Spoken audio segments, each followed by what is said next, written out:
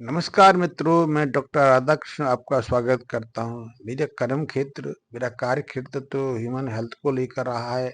मैंने मानव स्वास्थ्य को लेकर बहुत सारे वर्ष व्यतीत किए हैं, वहाँ कई तरह के अनुभव लिए हैं। लेकिन मैं पिछले कई सालों से अब मानव स्वास्थ्य से थोड़ा हटकर अब जो मिट्टी का स्वास्थ्य है, जो सॉइल हेल्थ है, उस पे अपने को केंद्रित किए हुए हैं कि मुझे लगा अपने अनुभव के दौरान कि यदि हम मिट्टी के स्वास्थ्य को सुधार लें, तो मिट्टी की जो रोग कारक जो क्षमता है उसको सही कर लें, हम जो प्रदूषण की समस्या हमारी मिट्टी में आ गई है, हमारी प्रकृति में आ गई है, उसको थोड़ा-सा कम कर दें तो निश्चित रूप से हम प्राणी स्वास्थ्य को भी बदल सकते हैं।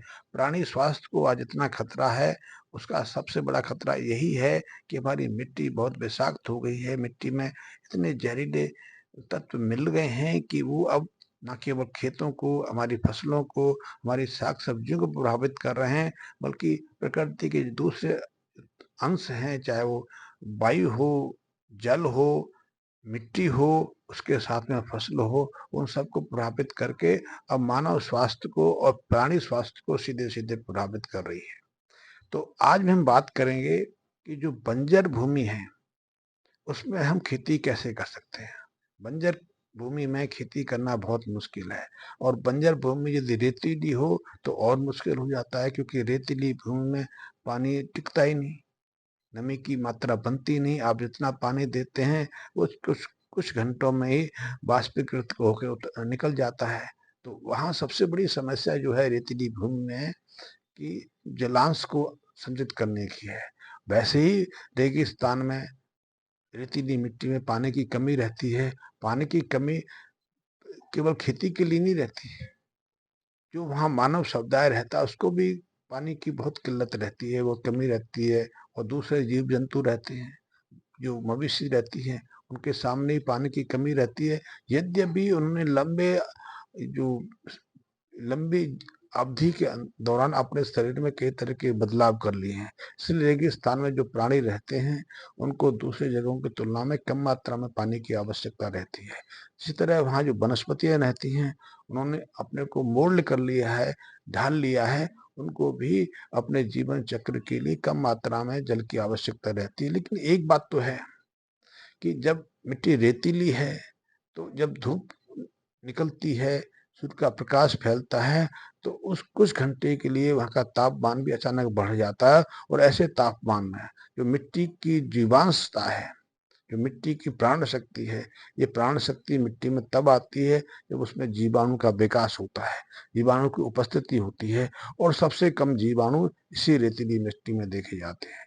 इसलिए जब हम कभी राजस्थान की रेतीली मिट्टी का एनालिसिस कराते हैं, टेस्ट कराते हैं, तो उसमें सब तत्व तो मिल जाते हैं, कई तत्वों की मात्रा तो सामान्य से ज़्यादा रहती है और इसीलिए उसमें खारापन भी आ जाता है, उसका पीएच भी असंतुलित हो जाता है, लेकिन उसमें जीवांश कार्बन की मात्रा सबसे कम रहती है।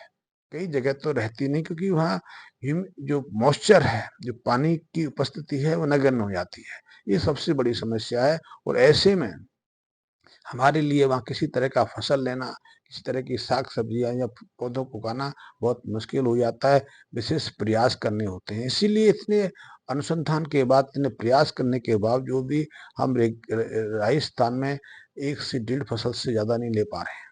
यद्यपि सरकारें बहुत प्रयास कर रही हैं, पर इस प्रयास में कुछ देश और कुछ वैज्ञानिक बहुत कामयाब हुए हैं। इसमें हम इज़राइल का उदाहरण ले सकते हैं, सऊदी अरब का उदाहरण ले सकते हैं।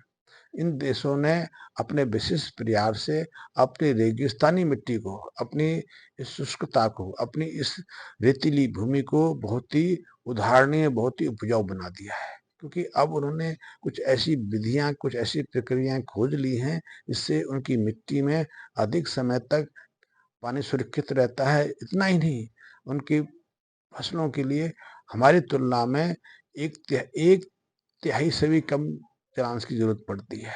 आपने इज़राइल की हाइड्रोपोनिक तकनीक के बारे में सुना होगा। हाइड्रोपोनिक तकनीक में तो वो बिना मिट्टी की ही फसलें उगाते हैं, साग-सब्जियाँ उगाते हैं, हर तरह की वो वनस्पतियाँ उगा लेते हैं और उसमें मात्र 2 से 3% पानी की आवश्यकता पड़ती है।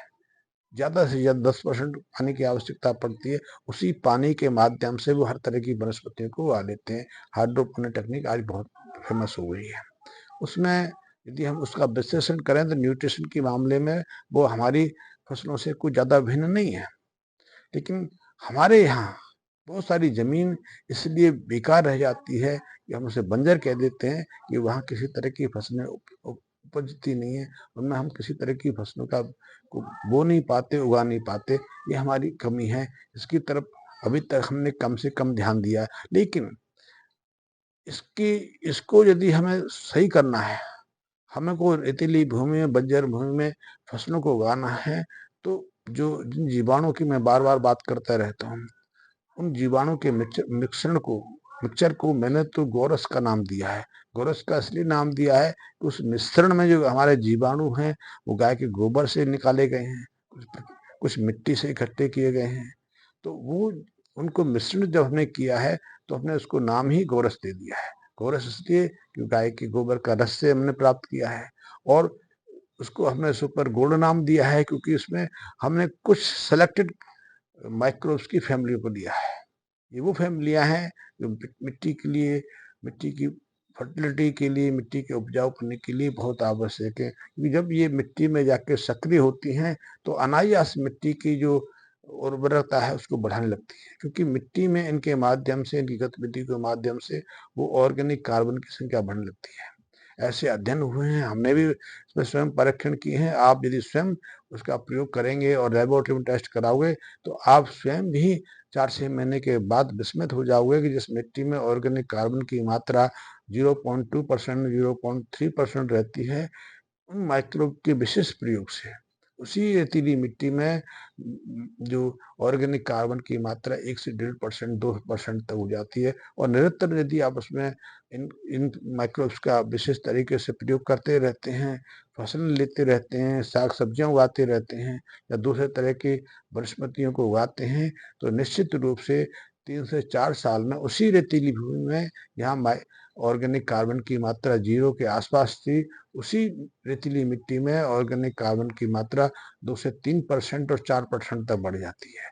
हमारे पास ऐसे ऐतिहासिक उल्लेख तो ऐसे हैं कि आज से 300 साल पहले तक पृथ्वी के कई ऐसे हिस्से थे, पृथ्वी के कई ऐसे भूभाग थे, खास करके गहरे जंगल, यहाँ ऑर्गेनिक कार्बन की मात्रा 14% तक अधिक होती थी। इसलिए वहाँ ऐसे पेड़ों को विकास हो चुका है जो 500-1000 साल तक जिंदा रह सके, जो निरोग रहे। क्योंकि आजकल तो सबसे पहला खतरा पेड़ पौधों को, वनस्पतियों को और फसलों को बीमारियों से रहता है कि कहाँ मिट्टी से, जड़ों से बीमारी प्रवेश कर जाती है, कहीं हवा से बीमारी लग जाती है, और ज़्यादा से ज़्यादा 1-1.5 साल में वो वृक्ष सूख जाते हैं। लेकिन आज से सैकड़ों साल पहले ऐसी ऐसे क्षेत्र थे जहाँ 400, 500 और 1000 साल तक वृक्ष जिंदा रहते थे, स्वस्थ रहते थे, और वहाँ हर तरह की वनस्पतियां उगती थी। वहाँ ना तो किसी खरपतवार से बचाने की जरूरत थी। उसके पीछे एकमात्र मुख्य कारण यही था कि वहाँ की मिट्टी में ऑर्गेनिक कार्बन की मात्रा आज की तुलना में कितने ज़्यादा गुना थी। यदि हम दूध से तुलना करें तो 15% तक वहाँ ज़्यादा ऑर्गेनिक कार्बन रहता था। तो उस ऑर्गेनिक कार्बन को बढ़ाने के लिए, चाहे वो रेतीली मिट्टी हो या कोई मिट्टी हो, हमारे ये जो जो माइक्रोब्स के सूक्ष्म जीवों के मिश्रण है बहुत ही अद्वितीय प्रभावशाली हैं। आप इनका स्वयं प्रयोग कर सकते हैं और प्रयोग करके स्वयं जाँच सकते हैं कि जो हम कहते हैं उसमें कितनी प्रामाणिकता है।